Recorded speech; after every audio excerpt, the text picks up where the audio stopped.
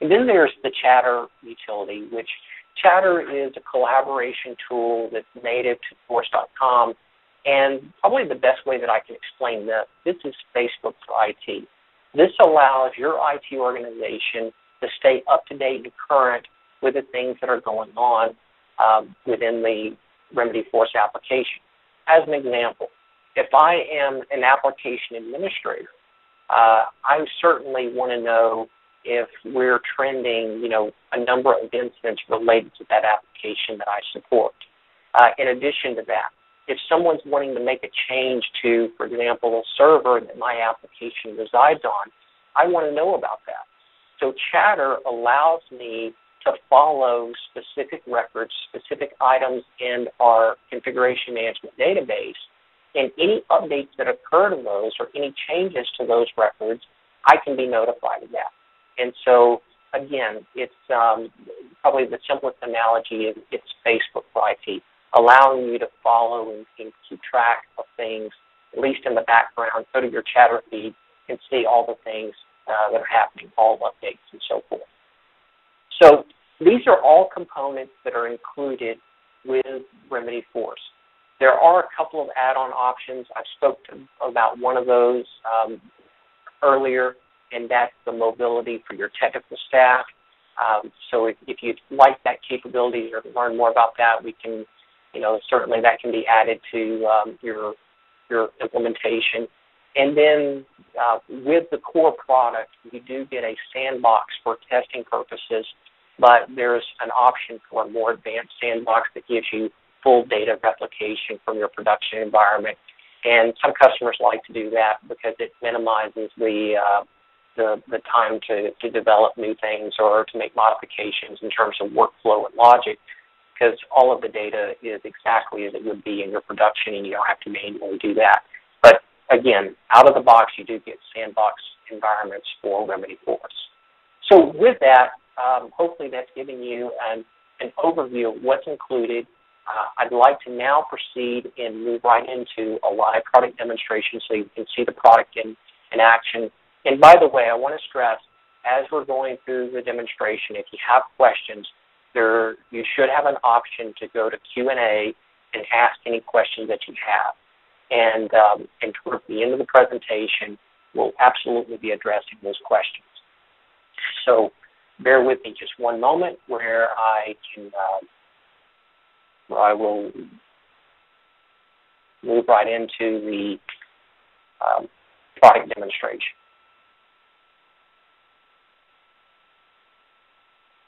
All right. So with that, you should now be seeing a Firefox browser window with the BMC Remedyforce product. And so hopefully everybody's seeing that.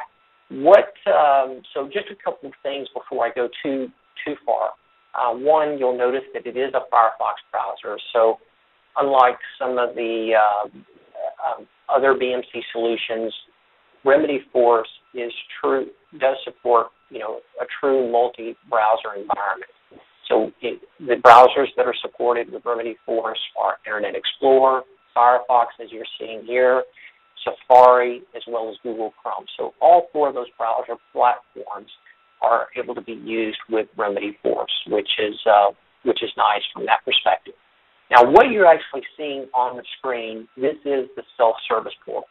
So this is where your customers would go to register new requests, to search the knowledge base, to check the status of existing requests, things of that nature. So first of all, you'll note that I'm signed in as Sally Smith here. So Sally being a manager type, and when Sally logs into Remedyforce self-service, she's able to see not only her own requests that she has made, but in addition to that, she can see any requests that have been made for her account. So first of all, an account would be akin to a department, an organization that Sally is associated with. It may be an external customer organization. It might be an internal department, a region, a division within a company, things of that nature. And because Sally is a manager, has a manager profile, she's able to see not only her own records, but she's also able to see all the records for her profile. And then yet there's one other profile that would allow an individual to see all the records, not only for the account that they're associated with, but any account that's in the entire system, or any incident for other accounts as well. And that's an executive profile. So from here, Sally has the ability to do filtering, so she can filter out records based upon,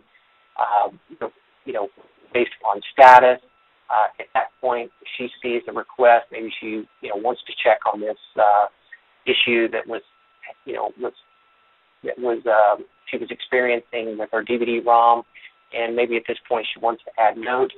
She can just simply go to the note field and add her notes, click on the add button, and at that point, that note will be included here under the actions performed, and at the same time, we can have notifications going to the staff members that the client has updated this record through the self-service portal. You'll also notice that the customer has the ability to see what stage that this incident is in the incident process. So at this point, it is in process. We know that, and obviously, as it's closed, it would be updated at that point. And so here again, these stages are updated based upon the statuses that your staff members will use. So as we go back to the home page, other things that I think a customer will find useful about the self-service portal is, one, they have the ability to immediately search the knowledge base and resolve their own problems. And we're seeing more and more customers truly wanting that. So at this point, let's say that we had a question about a BlackBerry device. We could type in a very specific phrase or a keyword, and at that point, search the knowledge base. Now, understand, with Remedyforce, what you're getting out of the box is a platform that allows you to develop your own knowledge, so capture and reuse that. As incidents are registered and you see that this might be useful, you can then add that to the knowledge base and make that available to your staff members or make it available to your customers as well. So you do have the ability to segment that knowledge. But my point is that if you prefer, you also can purchase licensing for third-party solutions and have them integrated with Remedyforce, such as RightAnswers.com. And at this point, we can see this particular knowledge article, configuring my email on my BlackBerry. We can, do some, formatting. We can capture screenshots. We can include hyperlinks to other knowledge articles, as well as we also give the customer the ability to provide feedback in terms of how useful this article was, and two, they can provide, comments here as well. At that point, they can submit that feedback, or they may want to simply request help and register a new incident. And you may have noticed that request help was an option in the knowledge article. So directly from the knowledge article, they could go and create an incident. It immediately populates what the search information was. Certainly the customer would hope that they would refine this and add a little bit more content here as they register this incident. So access to the knowledge base. Also, we allow you to define popular service requests. So if it's a very common thing that customers are needing, for example, a password reset on a particular application, you can define a template for that type of scenario. And at that point, the customer really doesn't have to type in anything. The category is already predefined.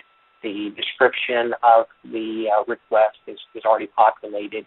And in addition to that, we would allow the person not only to register the incident for themselves by simply selecting the submit button, but if I'm a manager and I want to submit this request for an individual that's on my team, then at that point I can choose other customers or people that are associated with my same account, and in that case, submit the request for them.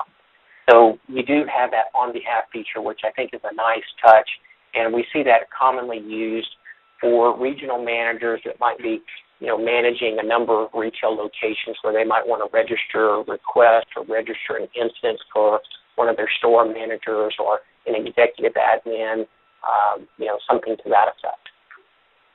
All right, going back to the home page, one other thing that I'd like to cover here on the self-service and that is the service request capabilities. So, one of the questions that asked early on during the presentation was the fact of who has established a service catalog. So we're seeing more and more customers really starting to go down this path of a service-oriented implementation, where you're truly viewing yourself as a service provider, and you need to make it easy for your customers not only to get support for those services that you offer, but to make changes to those services and request new services.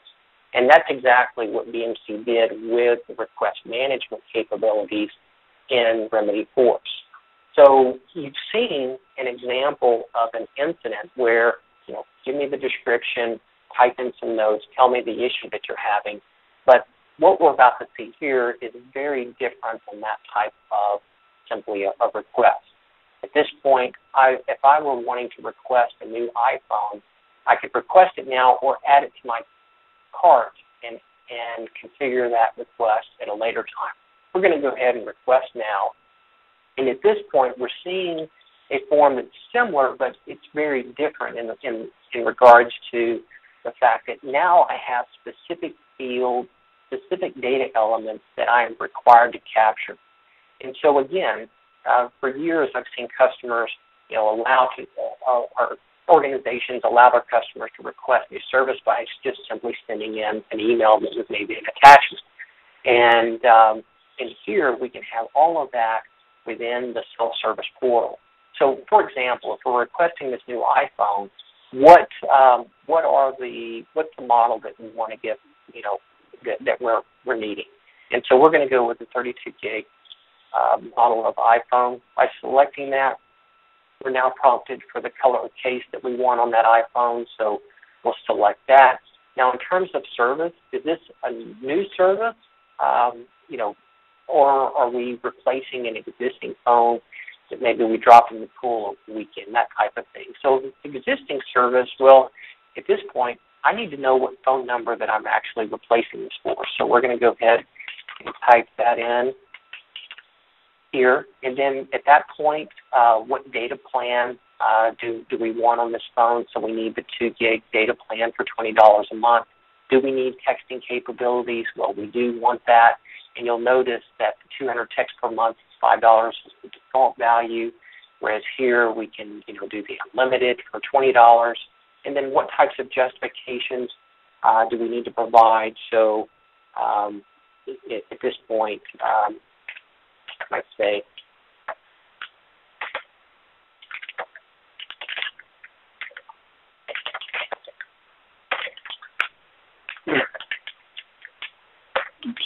all right. So at this point, I misspelled some words here, so let's go ahead and use the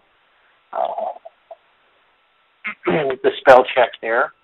So with that, we've made our changes to our request. Now, again, also, do we want? Is there a specific case that we want? We can. It's unlimited in terms of the options and how we configure these requests. But all of the required fields, we have values in those. Those are indicated in the red asterisk. Now, at this point, we can do one of two things. Again, we can save it to our cart and come back to it at a later time if we need to, get more information or maybe not sure what option to select. Or we have the option of immediately submitting this request and having it routed to the appropriate team or individual that is fulfilling those requests. And I should also add, there is an approval engine that is available within the Force.com infrastructure that allows us to define very robust and very advanced approval processes. So, for example, it might go to my manager first. After it goes to my manager, then it goes to a director level and, anywhere else that it might need to be approved.